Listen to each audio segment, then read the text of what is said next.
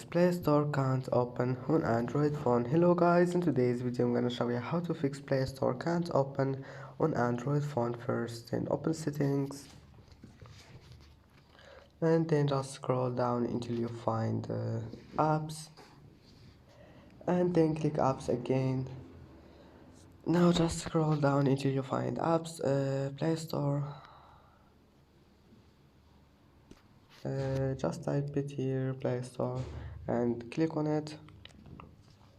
And here you will find Play Store. Then just click force stop and go to storage and clear cache, and then your problem must be fixed. And if that doesn't fix your problem, then just go back to settings and apps again, and then click Google Play Store, and here you will find storage. Click on it.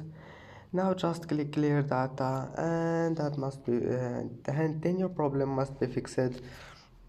And that's it for today's video. Don't forget like and subscribe, and see you in the next video.